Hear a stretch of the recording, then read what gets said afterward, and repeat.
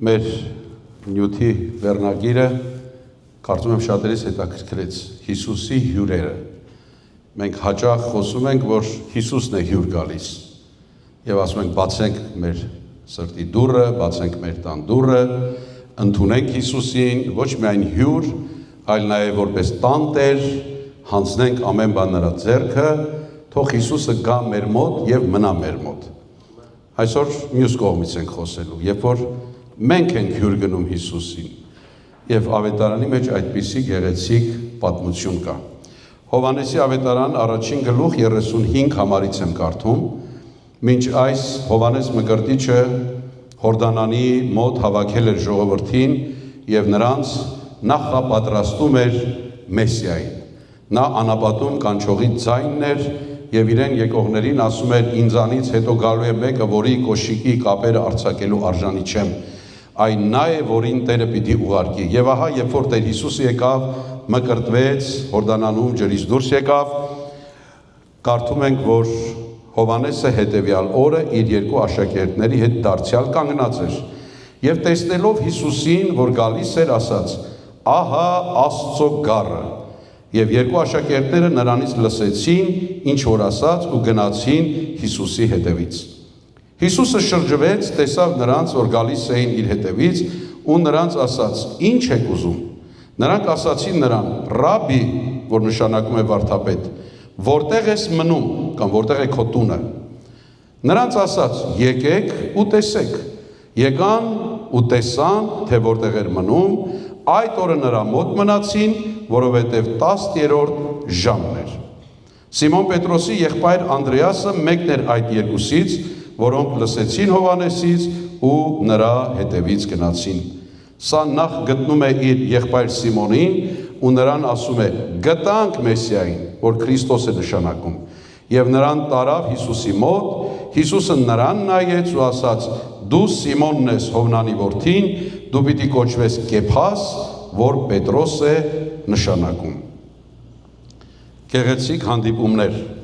Հովհաննես Մկրտիչը մատնացույց արեց Տեր Հիսուսին, ահա Աստծո գառը։ Աշակերտներ էին Հովհաննես Մկրտչի, աշակերտ նշանակում է Հովհաննես Մկրտիչը նրանց ուսուցանել էր, կրթել էր, պատրաստել էր, ասել էր, որ ես հատուկ առաքելությամբ եմ եկել աշխարհ, Աստված հատուկ առաքելությամբ է ինձ կյանք տվել, արդեն իմ ծնողները երեխա չէին ունենում եւ Աստված հրաշքով ինձ լույս աշխարհ բերեց եւ իմ կոչումն է պատրաստել ճանապարհ։ Ահա պիտի գամ մեկը եւ երբ որ Տեր Հիսուսին տեսավ, ասեց. «Ահա Աստծո գառը»։ Ահա որի մասին խոսում էի։ Գնացեք հիմա նրա ետևից։ Եվ երկու աշակերտներ, Անդրեասը եւ մյուսի անունը չի հիշում Աստծո խոսքը, չգիտենք ով է երկրորդ աշակերտը, գնացին Տեր Հիսուսի մոտ։ Ըստ որոշ մեկնաբանների երկրորդ աշակերտը հենց Հովհաննեսն է, ով գրել է այս ավետարանը։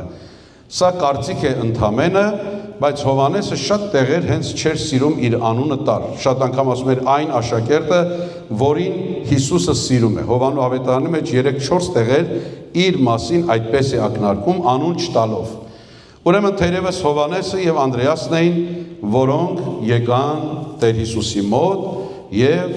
հարցրեց Տեր Հիսուսը. «Ինչ եք ուզում»։ Նրանք էլ ասեցին. «Ուզում ենք իմանանք քո տունը, որտեղ ես դու մնում»։ Թե ինչու ուզեցին, քիչ հետո խոսենք, բայց այստեղ մենք տեսնում ենք Տեր Հիսուսի արձագանքը. «Եկեք եւ տեսեք իմ տունը»։ Տարավ իր տուն, ցույց տվեց եւ այնտեղ մնացին, Աստծո խոսքն ասում է, որովհետեւ 10-րդ ժամն էր, մենք 6 կգումարենք, կստացվի կեսօրից հետո ժամը 4-ը,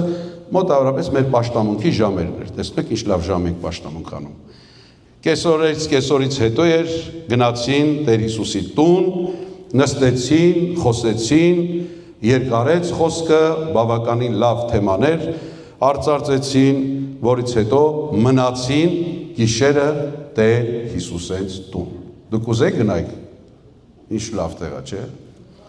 Չգիտեմ քնեցին թե չքնեցին, չի ասում Աստծո խոսքը։ Եվ չգիտենք, որ Տեր Հիսուսի տան մեջ ուրիշ ովքեր կային։ Այստեղ չի հիշում Հովսեփի մասին, Մարիամի մասին, քույրեր, եղբայրներ կամ զարմիկներ, որ ուներ նրանց մասին, անուններ գիտենք մեր Աստծո խոսքից։ Երևում է, որ սա նաև այն տունը չէր, որտեղ մեծացել էր Տեր Հիսուսը, Նազարեթը չէր, այլ Հորդանանի մոտ ուրիշ Բեթանիա էր, անունը Բեթանիա է, բայց ոչ Երուսաղեմի մոտի Բեթանիան, որտեղ Ղազարոսը, Մարիամն ու Մարթան էին ապրում, թերևս շատ Բեթանիաներ կային, եւ այդտեղ էլ չգիտենք դա Հիսուսի հիմնական տունն էր, վարձով տուն էր, միայն կանգնելու եւ շարժվելու տուն էր, որտեղ Տերը սկսել էր արդեն մկրտությունից հետո իր ծառայությունը, քաղաքից քաղաք, գյուղից գյուղ Տեր Հիսուս գնում էր եւ մեկ տեղ չէր մնում, այլ ամենուրեք տարածում էր Աստծո խոսքը եւ քարոզում էր երկնքի արքայությունը։ Ուրեմն այնտեղ, որ Տերը մնում էր, թե ինչ տուներ չգիտենք, հրավիրվեցին եւ ներս ընդունվեցին երկու աշակերտներ։ Գիտեք, նրանց հարցը պարզապես հասցեի ճշտում չէր, որ փողոցնա, որ տուննա, այս տան կողքիննա, ուզում ենք իմանանք քո հասցեն, չէ, որտեղ ես դու մնում հարցը, Տեր Հիսուսը հասկացավ, որ ուզում ենք ավելի շփվենք քեզ հետ, չենք ուզում միայն այստեղ բարևենք, խոսենք, կարճ եւ անցնենք գնանք, մենք ուզում ենք քո մոտ գանք, մենք արդեն աշակերտ էինք Հովհաննես Մկրտչին, բավականին բաներ սովորել ենք, բայց հիմա ուզում ենք մնանք, եթե հնարավոր է մեծ ժամանակ տուր, եթե կարող ես մեզ ընդունիր եւ մենք ավելի կարիքը ունենք, դրա համար Տեր Հիսուսն ասեց եկեք եւ տեսեք, ով ծարավացներ ջրերին եկեք, Երանի հոգով աղքատներին, որովհետև նրանցն է Աստծո թագավորությունը, նրանք ովքեր փնտրում են եւ ավելին են ուզում, միշտ բաց է Տերը, եկեք եւ տեսեք, գեղեցիկ է պատասխանը Տիրոջ, չի ասում հետո կիմանաք, գնացեք կարդացեք կիմանաք ես որտեղ պիտի լինեմ, հետագայում կլսվի իմ մասին, հիմա եկեք եւ այսօր եկեք ու տեսեք, Աստված հրավիրում է իր ներկայության մեջ, այսօր նույնն է, եկեք իմ ներկայության մեջ, եկեք ավելին արեք, եկեք եւ ես ժամանակ կտրամադրեմ ձեզ, եւ Տերը հյուր ընդունելով այս երկու աշակերտներին, նրանց բացեց բավականին խորը խորհուրդներ եւ այդ մեկ օրը, այդ մեկ գիշեր, այդ մեկ հանդիպումը փոխեց նրանց կյանքը 180 աստիճան։ Երբ մարդը իսկապես հանդիպում է Հիսուսին, այդ հանդիպումը փոխում է նրա կյանքը, մտածելակերպը եւ նույնիսկ նրա ապագան։ Դա շատ ազդեցիկ հանդիպում էր։ Եթե ազդեցիկ հանդիպում չլիներ, կմոռացվեր, կանցներ կգնար, բայց այդ օրը, այդ երեկոն եւ այդ նյութերը, որ խոսեցին, երբեք չի մոռացվի որևէ մեկի կողմից։ Եվ ուրեմն սիրելիներ, նրանք գնացին, մնացին Տեր Հիսուսի մոտ։ Երբ որ մի բան սիրում ես եւ դրանով ես զբաղվում, ժամանակը այնպես է թռնում, որ չես զգում, չէ՞, զգացել եք։ Ժամերը անցնում են վայրկյանի պես։ Եվ դրա հակառակն էլ կա, եթե մի բան չես սիրում, ժամացույցի սլակը կարծես կանգնած ժանգոտած լինի, չի գնում առաջ։ Ես վստահ եմ, որ գնացին, որպեսզի մի քանի հարց տան եւ դուրս գան, բայց այնքան այդ ներկայությունը իրենց տարավ, որ ժամը ետևից արևը մայր մտավ, օրը վերջացավ եւ Տերն ասեց մնացեք այստեղ։ Չգիտեմ նորից եմ ասում, քնեցին, ժամը քանիսին քնեցին, բայց մի բան շատ հստակ է սիրելիներ, որ նրանց խոսակցության նյութը խորը նյութ էր։ Նրանք ոչ ֆուտբոլից են խոսում, ոչ էլ ուրիշ մի բաներից։ Վստահ եղեք, խոսում էին իր աշխարհ գալու եւ Աստծո փրկության ծրագրից։ Ինչից գիտեմ, որովհետև հաջորդ իսկ առավոտ մենք կարդում ենք, որ Անդրեասը շուտով գտավ իր եղբորը Սիմոնին, ասեց շուտ արի, Մեսիային գտանք։ Դու չգիտես ինչ տեղի ունեցավ երեկ, մենք ում տունն էինք, արի քեզ տանեմ իր մոտ, եւ առավ ու բերեց եւ հազիվ Սիմոնին, Պետրոսին տեսնելով, Տեր Հիսուսն ասեց Սիմոն, Հովնանի որդի, փոխում եմ քո անունը Պետրոս կամ Կեփաս։ Այսինքն այդ երեկո նրանք լավ էին հասկացել, թե ում հյուրն էին։ Նրանց խոսակցության մեջ խորը սերտողություն էր տեղի ունեցել եւ այդ երեկո Անդրեասը եւ մյուս աշակերտը անհամբեր սպասում էին, որ լույսը բացվի, վազեն եւ լուր տան, թե ով կա իրենց մոտ։ Ինչքան կարևոր է, որ մենք վազենք մեր ընտանիքին, մեր եղբորը, մեր զավակին, մեր ծնողին եւ ասենք արի ու տես։ Շուտ արի եւ առիթը մի կորցրու։ Սա ցույց է տալիս, որ մի քանի ժամվա ընթացքում նրանք այնպիսի զրույց ունեցան, որ համոզվեցին, հավատացին, որ Քրիստոսը, Հիսուսը հենց ինքն է,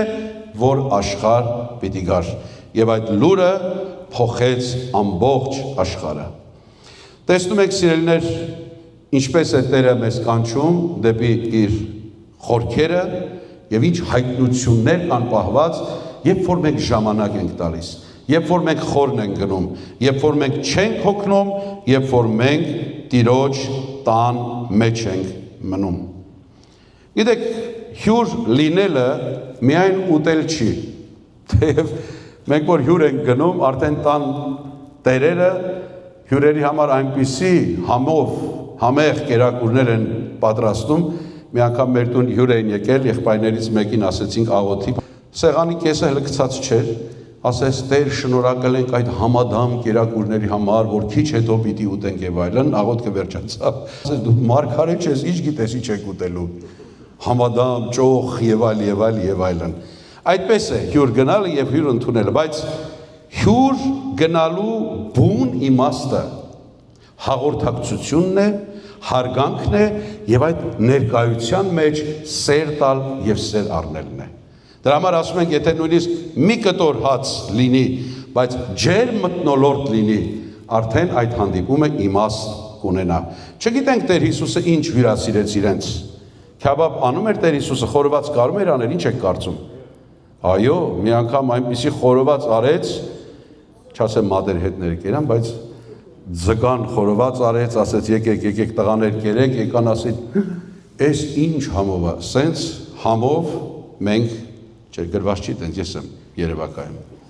հավատում եմ, որ Տեր Հիսուսի սարկած ճաշը համով կլիներ։ Ուրեմն միայն ուտելը չի, նրանք չեկան ուտելու համար,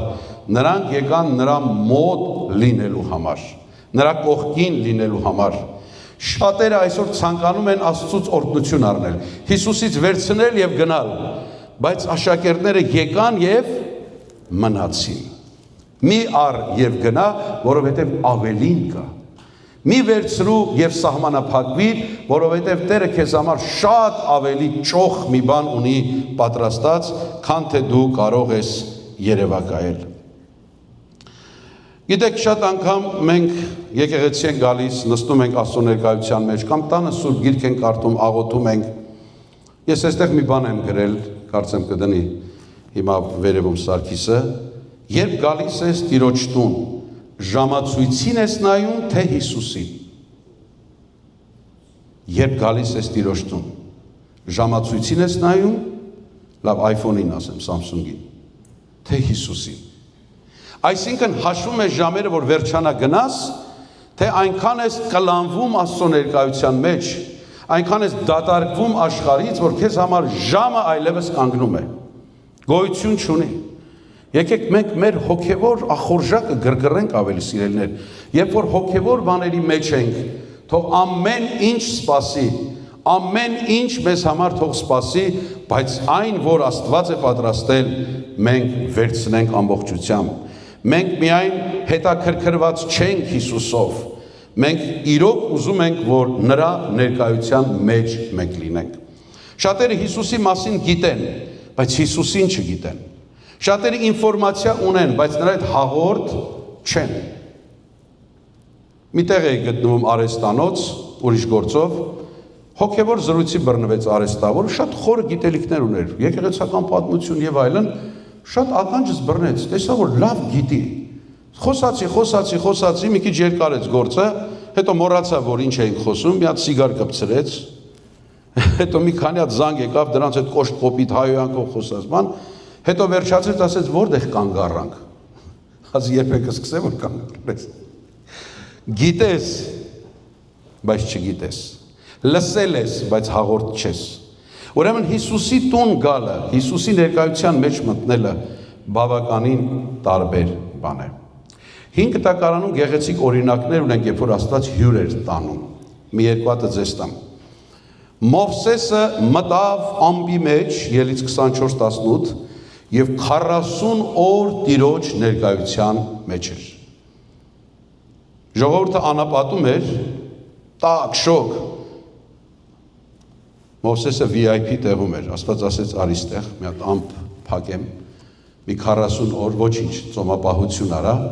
եւ 40 օր Աստծո հյուրն էր Մովսեսը։ Եկեք երևակայենք, եթե կարելի է։ Ամբողջ օրը խոսում էին։ Մովսեսն ասում էր, հետո ինչ եղավ, առաջի օրը որ եղավ, հետո ինչ եղավ։ Ամեն բան բարի եղավ իրիկուն եւ առավոտ լինելով առաջ օր եղավ։ Երկրորդ օր ինչ եղավ, պատմում էր Տերը։ Հետո հոգնում էր Մովսեսը, քնում էր։ Առավոտը զարթնում էր, Տերը ասում էր Մովսես, բարի լույս, լավ ես, լավ քնեցիր, չէ՞, արի շարունակենք։ Ինչից գիտեմ,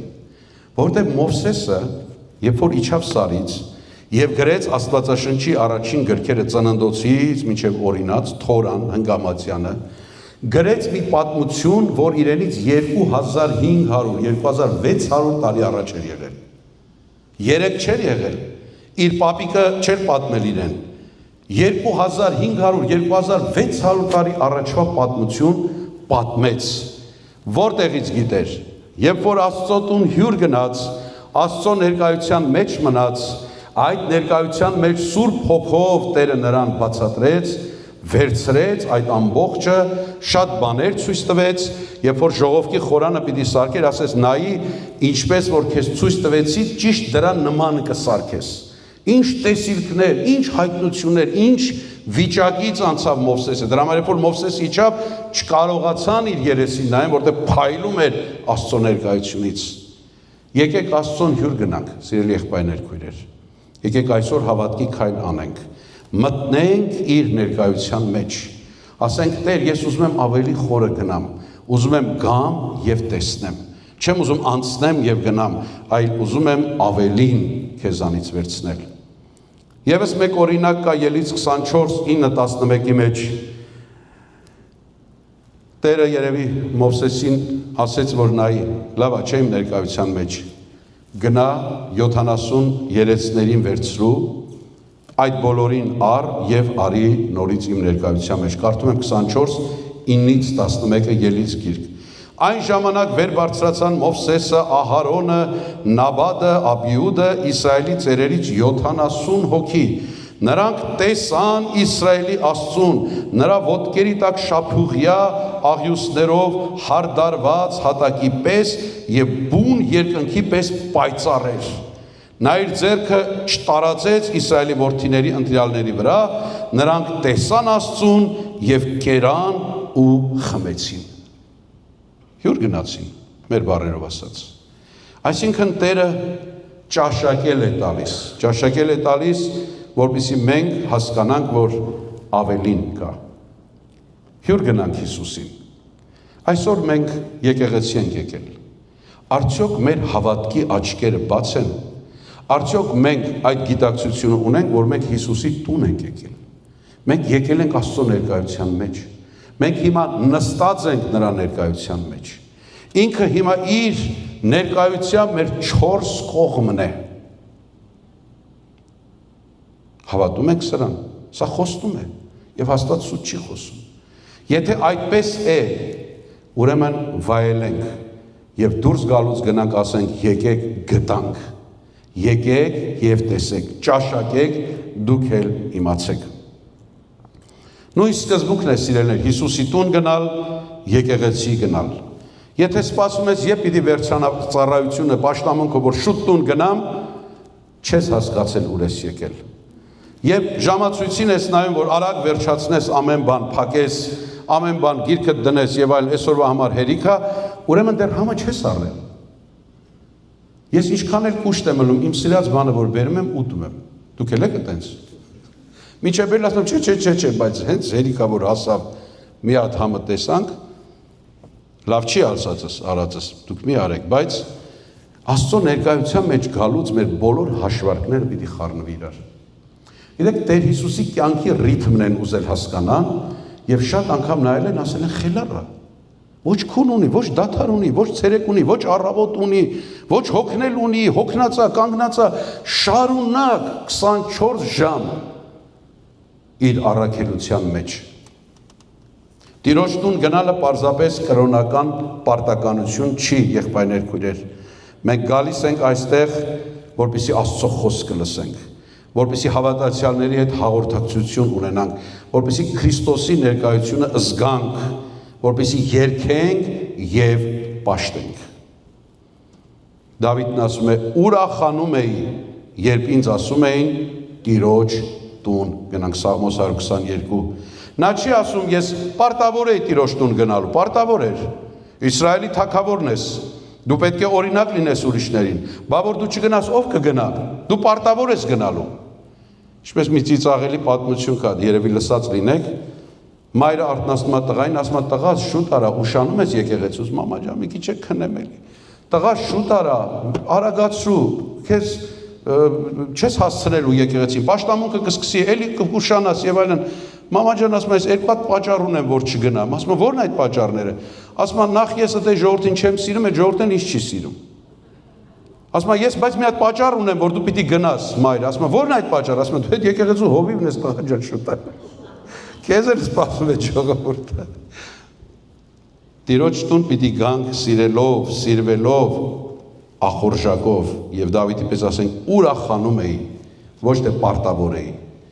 Ոչ թե եթե ես չանեմ, ով պետք է անի։ Ես ուրախ եմ, որ ես այստեղ եմ։ Ամեն։ Այսօր տենց եք եկել մյուս կիրակի ավելի այդպես գանք։ Պատրաստվենք նախորոք եւ գանք։ Ուրիշ տեսանկյունից գանք։ Հյուրասեր Աստծո զավակներն էլ պետք է հյուրասեր լինեն։ Դուք սիրում եք հյուրասիրել, թե հյուրասիրվել։ Երկուսն էլ ված չի։ Հյուրասիրել եւ հյուրասիրվել։ Բայց ավելի լավ է տալը, քան վերցնելը։ Մենք պետք է լինենք հյուրասեր մեր Տիրոջ նման։ Եբրայեցիներին ուղված 13:2-ի մեջ գրված է. հյուրասիրությունը մի մոռացեք, որովհետև դրանով ոմանք առանց իմանալու հրեշտակների հյուրասիրեցին, հրեշտակներ հյուր ընդունեցին։ Չգիտեին, որ հրեշտակներ, բայց քանի որ հյուրասեր էին, ընդունեցին, բայց արդյունքում հրեշտակներ այցելեցին, եւ եթե ակնարկը Աբրահամին է, պարզ հրեշտակներ չէին, նրանցից մեկը հենց ինքը Տերն էր։ Պետրոս առաքյալ իր առաջին նամակի 4:9-ում ասում է. հյուրասեր եղեք միմյանց հանդեպ առանց տրտնջալու, իրար հյուրասիրեք, որպեսզի ցույց տաք սերը Քրիստոսի, որպեսզի մարդկանց քաջալերեք, որպեսզի ավետարանը տարածվի։ Ես այս նյութը երբ որ խոսում էի, մի կարևոր բան հիշեցի, վստահ եմ դուք էլ կհիշեք։ Իմ անցնող հոգևոր կյանքից գոնե 40 տարին մոտենում է, շատ հատուկ շնորհքով հավատացյալներ եմ տեսել, որոնց տան դուռը միշտ բաց է եղել։ Միշտ սիրել են հավատացյալներին իրենց տունը հավաքեն։ Միշտ սիրել են սեղանի շուրջ եղած այդ գեղեցիկ, ջերմ, մտերմիկ հաղորդակցությունը ունենան։ Գիտեք, դրա մեծ բան կա։ Ընդհանրական պաշտամունքը լավ է, եկեղեցին լավ է, բոլորս միասին, բայց տուն կանչել Հիսուսի նման, երկու աշակերտի ամբողջ գիշեր օր դնել եւ նրանց բացատրել, հյուրասիրել, սա մեծ պարգև է սիրելիներ։ Այդպիսի տներով է եկեղեցին միշտ սնվել, դրանք վտակներ են, որոնք լցնում է գետը, եւ այս փորձառությունն ու այս սովորությունը շարունակեք, միշտ բաց վահեք ձեր դուռը, մի քանի հավատացյալների, առիթներ ստեղծեք, այդ մի կտոր հացը, որ պետք է ուտեք, կտրեք, ուրիշի հետ կերեք, բայց այդ ներս բերելու, հաղորդակցվելու, շփվելու մեջ հավատացեք, շատ շինություն կա, շատ օրհնություն կա, եւ այդպիսի մարդիկ կան, որ այդպես է, մարդիկ կան, որ հիվանդ են նույնիսկ, ասում մարդ մենակ հաց կուտի, չի լինի, պետք է մեկ անպայման հյուր լինի, որ սեղանը սկսի աշխատել, համ ու հոտ ստանա, ուրեմն մենք էլ հյուրասեր լինենք, մեր հյուրասեր Փրկչի նման։ Եկան որպես հյուր, դուրս եկան որպես առաքյալներ։ Սա պարզ հյուրասիրություն չի։ Հետաքրքրության համար եկան, հետաքրքրվելու, խորը հավատքով եւ համոզմունքով գնացին Հիսուսի տնից։ Ինչպես ենք եկել եւ ինչպես են գնալու։ Սա մեզանից է կախված։ Տիրոջ դուռը միշտ բաց է։ Խոնարհենք մեր գլուխները աղոթքի համար, սիրելի եղբայրներ, քույրեր։ Մեր սիրելի, պաշտելի, փառավորյալ Աստված, մենք որքան շնորհակալ ենք քեզանից, որ դու կանչում ես, որ դու բացում ես քո դռները, քո ներկայության մեջ մեզ հանգիստ ես տալիս, բժշկություն ես տալիս, քո ներկայության մեջ լուսավորում ես մեր միտքը, մեր սիրտը, քո ներկայության մեջ, քո տան մեջ մենք հարազատ ենք զգում։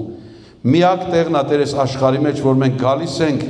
եւ մեզ այստեղից հանող չկա, մեզ վռնդող չկա։ Ինձ եկեք ինչպես որ կաք, դու ասում ես քո խոսքի մեջ։ Որքան շնորհակալ ենք Տեր, օգնի որ վայելենք այս ժամը, այս ներկայությունը վայելենք, պարզ պարտականություն չլինի Տեր։ Կարևոր չի թիվը, 2, 4, այլ կարևորը որ դու ներկա ես եւ դու բաց ես խոսակցության եւ հաղորդակցության համար։ Տեր, սիրում ենք քեզ, օրհնում ենք քեզ, սիրելի Հիսուս, որ այսքան ջանք ես դնում մեզանից յուրաքանչյուրի համար։ Մենք քեզ համար կարևոր ենք, աննշան չենք, թե մենք արժանի չենք, բայց դու քո մեծ շնորհքով մեզ թանկ արժեք տվեցիր։ Փառավորվես Հայր, Որդի եւ Սուրբ Հոգի Հավիտյանս։ Ամեն։